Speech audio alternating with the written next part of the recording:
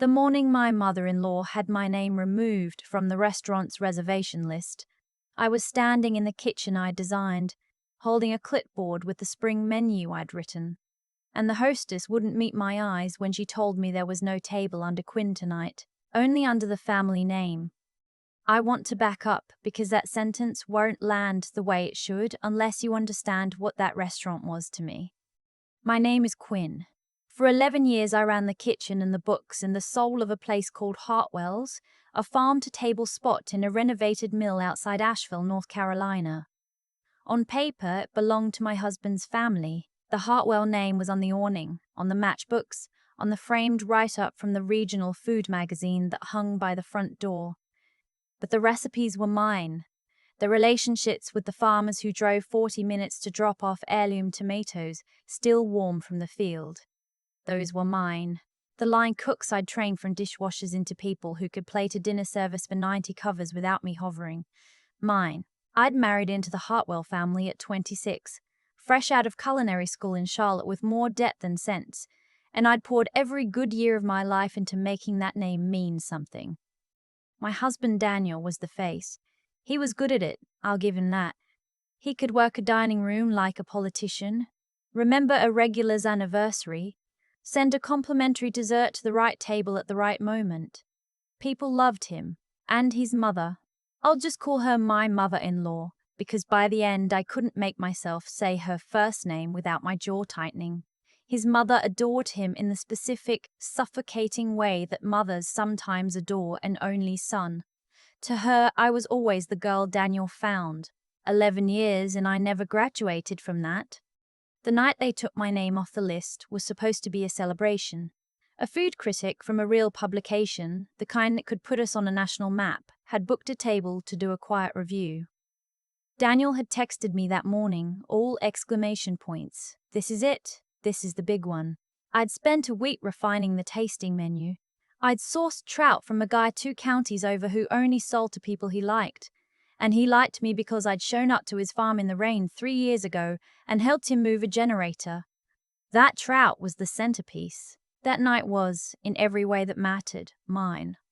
So when I came in through the front instead of the kitchen door, I'd run home to change into something nicer because I thought, foolishly, that I might be introduced, and the hostess told me there was no table for me. I laughed at first. I thought it was a mix-up. Then I saw my mother-in-law at the host stand, in her good pearls, and the way she looked at me made the laugh die in my throat. "Tonight's family only," she said, pleasant, like she was telling me the soup of the day. "Daniel's hosting Mr." And she said the critic's name like it was a jewel she polished herself. "We thought it would be cleaner, more cohesive, you understand. The kitchen's no place for you tonight, dear. You'd only be in the way." In the way. In the kitchen I built. I looked at Daniel, who'd come up beside her, and I waited for him to fix it. That's the part I'm most ashamed of now. The waiting. 11 years of marriage and I still stood there expecting him to be the man I'd decided he was. He put his hand on my arm and steered me a step toward the door and said, "Lo, babe, it's one night. Let me have this. We'll talk later." And then he turned back to his mother and the two of them moved toward the dining room together, heads close, already rehearsing the story they tell the critic about the Hartwell family and 3 generations of Southern hospitality. A story I had personally written into the menu copy. I drove home. I didn't cry, which surprised me.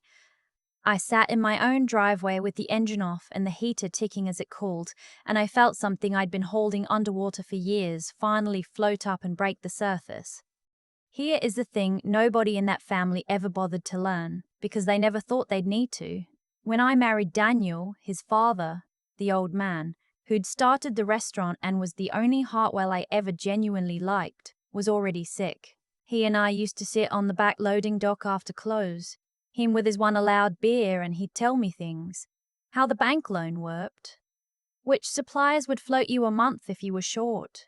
He never trusted Daniel with the money side. He loved his son, but he knew him. And in his last year, when his hand shook too badly to sign his name and his wife was too proud to learn QuickBooks, it was me he asked to take over the accounts. I became the one who paid the farmers, renegotiated the lease, filed the sales tax, made payroll. I did it quietly because that's how I do everything, and because it never occurred to me to demand credit for keeping the lights on. So I knew. I knew the restaurant ran a thinner margin than anyone but me understood.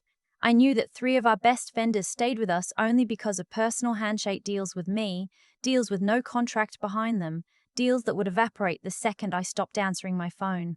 I knew the lease renewal was coming up in 5 weeks, and that the landlord, another handshake guy, a man whose daughter I'd given a summer job to when she got pregnant at 19 and nobody else would hire her, had been letting us slide on the below-market rate as a favor to me, not to the Hartwell name. I knew the line cooks.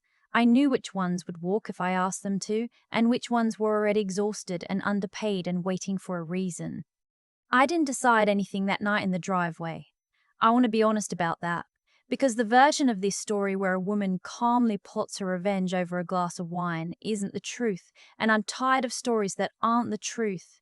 What actually happened was slower and sadder. I went inside and I made myself a grilled cheese, the kind I make when I'm too tired to cook for real, and I ate it standing over the sink, and somewhere between the first bite and the last, I stopped waiting for Daniel to become a different man. He came home after 1 in the morning glowing, smelling like the bourbon they'd opened for the critic. He didn't ask if I was okay. He sat on the edge of the bed and told me the review was going to be incredible. He could feel it. The man had practically wept over the trout. My trout. He said it like he was asking it as the trout, like it had appeared by magic. I lay there with my back to him and said, "I'm glad it went well." And I meant it the way you mean it, when something has already ended and the other person hasn't noticed yet. The next morning I started, not with a grand plan, but with a phone call. I called the trout farmer. I told him I was probably going to be stepping back from Hartwell's and I wanted him to know personally, because he deserved that, and because I didn't want him caught off guard. He was quiet for a second, and then he said, "Quinn, I don't sell to a restaurant. I sell to you. If you go, I go." And I sat in my car in the grocery store parking lot and felt the first solid thing under my feet in a long time. That was the shape of the next month. I didn't sabotage anything. I want that understood, because the comments I imagine people leaving on a story like this always ask why the woman didn't just destroy everything, and the answer is that I didn't have to, and I didn't want to be the kind of person who would.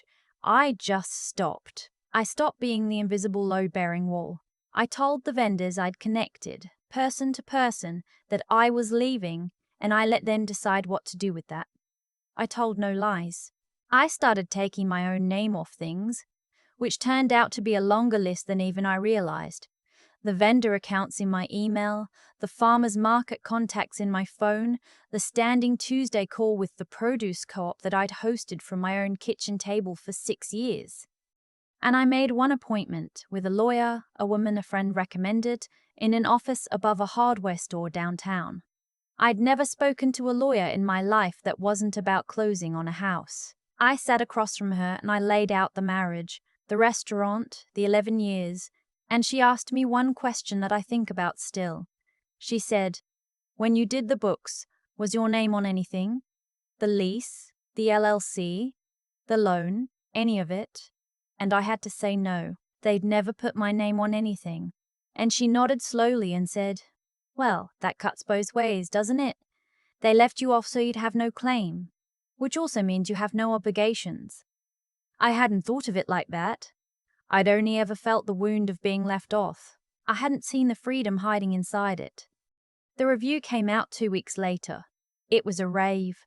There was a photograph of Daniel, arms crossed, standing in the dining room looking like a man who'd built something. The piece, called Hartwell's The Work of a Family That Has Clearly Poured Generations of Love into Every Plate.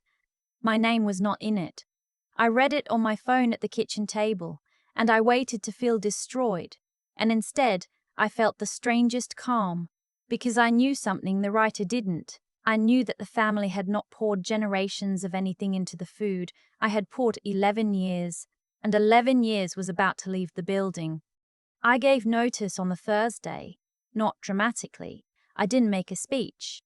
I told Daniel and his mother, both of them at once, in the small office off the kitchen, that I was filing for divorce and that my last day in the kitchen would be the end of the month. My mother-in-law actually laughed. She said something about how she supposed I wanted money and that there wasn't much, and that the family lawyer would be in touch. She thought this was about a settlement. She had no idea that I didn't want a dime of the Hartwell money because I knew exactly how little of it was real and because I had something worth more. Daniel followed me out to the parking lot. The panic was just starting to show at the edges of him. "Who's going to do the books?" he said. Not, "Don't leave me." Not, "I'm sorry." "Who's going to do the books?" And I told him the truth, which was that I didn't know and that it wasn't my problem anymore. And I got in my car and drove away with him standing in the lot getting smaller in my mirror, exactly the way I'd gotten smaller in the doorway a month before. I'm not going to pretend the weeks that followed were clean. Divorce isn't clean, and leaving the only work you've ever loved isn't clean. But I'll tell you what happened to the restaurant because I think you're owed the ending, and because it's the part people get wrong when they imagine these stories. I didn't blow it up. It came apart on its own. The way a thing comes apart when you finally remove the one person holding it together. The lease renewal landed on Daniel's desk, and the landlord, with no handshake from me to honor, sent the market rate, which was nearly double what we'd been paying. The trout farmer stopped answering Daniel's calls. The produce co-op, which had only ever talked to me, quietly let the standing order lapse. 2 of my best line cooks gave notice within the same week, not because I asked them to. I never asked them to, but because the reason they'd stayed had been me, and they'd been waiting for permission to admit it to themselves. The glowing review brought a flood of reservations, and the kitchen, suddenly without its spine, couldn't deliver what the review had promised. The second wave of write-ups, the ones online, were not kind. People had come for the trout. The trout was 2 counties away now, and so was I. My mother-in-law called me exactly once, 6 weeks after I left. I let it go to voicemail, and then I listened to it standing in my new apartment, a small place with bad light and a kitchen barely big enough to turn around in, the first space in 11 years that was only mine. Her voice was different. The pearls were gone from it. She said maybe we'd all spoken too hastily, that family should stick together, that surely we could find an arrangement, that Daniel was not doing well. She did not apologize. Even then, with the whole thing sliding off the table, she could not make herself say she was sorry to the girl Daniel found. I deleted it. I didn't do it angry. I did it the way you throw out a receipt for something you returned a long time ago. Here's where I'm supposed to tell you I opened my own restaurant and showed them all, and I want to be careful, because that's the ending. The imaginary commenters want, and it's almost the truth, but not quite. And the not quite is the whole point. I did open something. Not a big place. I couldn't afford a big place and I didn't want one. I found a corner spot in a neighborhood that was just starting to turn. Signed a lease with my own name on it. My name, printed right there on the contract. The strangest and most moving thing I'd seen in years. I called the trout farmer first, before I'd even painted the walls, and he laughed and said he'd been wondering when I'd get around to it. The 2 line cooks who'd quit came to work for me for less money than Daniel could have paid them, because they wanted to. Because of a handshake nobody had ever bothered to put a contract behind. I named the place after my grilled cheese. Sort of. I called it the Standing Sink, which made no sense to anyone but me, and that was fine, because it was finally, completely mine to not explain. It's small and it's hard, and some nights I'm so tired I cry in the walk-in when nobody can see. But every plate that goes out has my hands on it, and my name behind it, and no one is going to stand at a host stand in good pearls and tell me I'm in the way. The review that mattered, when it finally came, was 3 sentences in a local paper from a writer nobody important reads, and it said the trout was the best in the county, and the woman who cooked it clearly meant it. I cut that one out. It's framed by my front door now. It has my name in it. People ask me sometimes if I ever wanted to ruin them. Daniel, his mother, the whole Hartwell apparatus that wore my work like a borrowed coat. And the honest answer is no, not really, not in the end. You don't have to ruin people who are standing on a floor you built and then walking away with. You just have to take the floor with you when you go. I didn't destroy a single thing that was theirs. I only stopped lending them the things that were mine, and it turned out almost everything that made that restaurant worth loving had been mine all along. They just never read the contract closely enough to notice it had never been signed. I think about that food critic sometimes, the one who wept over my trout and praised a family for generations of love that never existed. I hope he comes to my corner someday, sits at one of my 8 tables and orders the fish. I won't tell him who I am. I'll just send it out, the way I always have, and let the work say the thing I spent 11 years too quiet to say myself. My name is Quinn, and I was never in the way. I was the way. It only took losing everything I thought I wanted to finally understand the difference. For a long time, I believed that being needed was the same thing as being valued, and the night they took my name off that list taught me how wrong I'd been. Nobody pushed me out of Hartwell's because I was weak. They pushed me out because I was useful in a way they'd grown too comfortable to see. And the moment I stopped letting myself be used quietly, the whole thing came apart. That's the part I want you to sit with. The restaurant didn't fall because I knocked it down. It fell because I had been the floor the entire time, and a floor that finally stands up and walks away leaves nothing behind but the people who stood on it. What I learned in that small apartment with the bad light is that the quiet things you do right when no one is watching are never wasted, even when no one thanks you.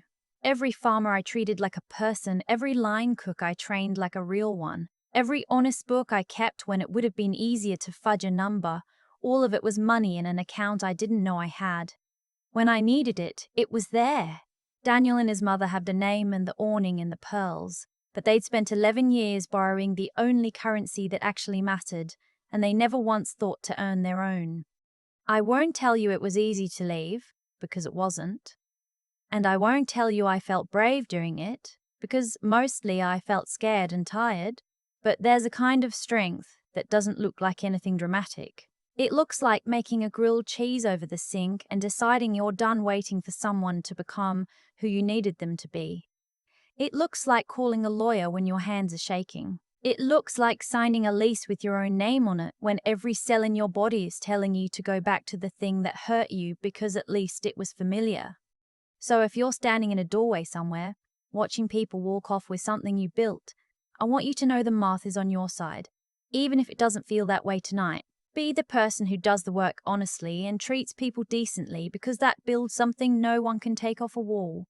Be smart enough to know what's actually yours and what only looks like it belongs to you.